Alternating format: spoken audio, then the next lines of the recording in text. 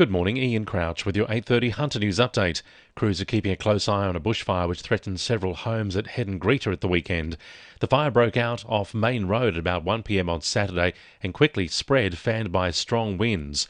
Within an hour, a watch and act alert was issued with residents in Young Street told to be prepared to leave. Around 80 firefighters had the 5-hectare fire under control by 4 p.m.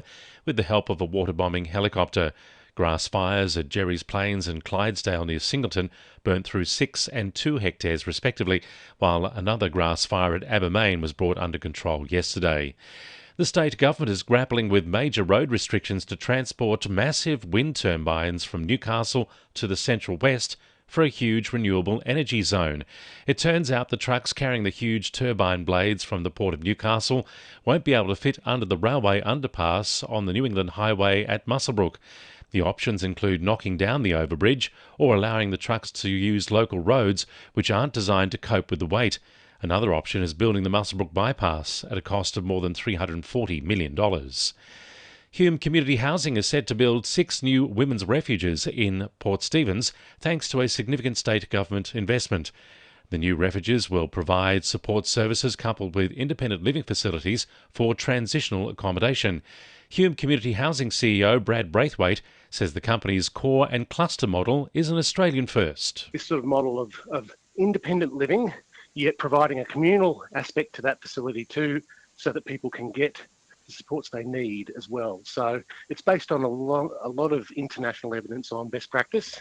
Hunter parents are being urged to speak with their kids about online safety as latest figures reveal a surge in serious cyberbullying complaints involving younger children. 740 complaints were received by eSafety last year, which is more than triple the number of complaints received in 2019, while May this year was the biggest reporting month on record since eSafety's cyberbullying scheme came into effect. Acting Commissioner Toby Dagg says it's a timely reminder for Hunter families to be proactive when it comes to online safety. We encourage local parents, carers and families to show an interest in their kids' gaming and social media activity, just as you'd make time to throw a ball at a local park or play a board game. Getting plugged into what children are doing can help you anticipate when they might need support and advice, and that means learning how the technologies work, which opens up space for children to discuss what they're experiencing, but also to let you know when something's gone wrong. Football fever is set to hit Maitland this month, with Council hosting open-air broadcasts of every Matildas game during the FIFA Women's World Cup. The free events will take place at No. 1 Sports Ground on the 20th, 27th and 31st of July. Mayor Philip Penfold says he's proud to see Council boosting the profile of the women's game for local residents. Look, it's always better to watch a big event like that with a crowd, with locals, with everyone cheering on the same team. And I think it's going to be a great opportunity for the people of Maitland to come along and be together as they watch the Matildas progress in rounds, hopefully, in this FIFA Women's World Cup. The good news continues for footy fans, with Newcastle Council announcing Wheeler Place will also be a live site for the tournament. The Singleton Army Base will be a hive of activity over the next week. The Australian and US Defence Forces will be conducting aircraft live fire training with lots of aircraft and helicopters over the area. It's all in preparation for Operation Talisman Sabre, with thousands of military personnel from 13 countries heading to Australia later this month. 2NURFM Sport. Former Knights NRLW skipper Romy Teitzel bagged a try for the Broncos in their 18-6 trial match win over a depleted Newcastle side who were without a number of key personnel, including Hannah and Jessie Southwell, Tamika Upton and Caitlin Johnston.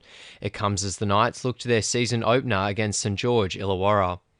Maitland's NPL side took out their 9th straight win, downing Lake Macquarie 9-0, with hat-tricks coming from Braden Crowley and Flynn Goodman. Josh Pinnington, meanwhile, grabbed a goal and an assist for Lambton in his 400th top-grade match during their 3-2 win over Adamstown. And after more than 20 years, the Maitland Blacks look to be on the cusp of their first Hunter Rugby Union minor premiership, defeating Hamilton 35-29. At the top of the table, they're now 5 points ahead of Merriweather, who went down to Wanderers 23-20. That's sport. I'm Jordan Regnis. And the winning numbers in Weekend Lotto are 5, 26, 29, 34, 37 and 41, and the supplementaries are 31 and 42. And now you're up to date with the latest 2NURFM Hunter News.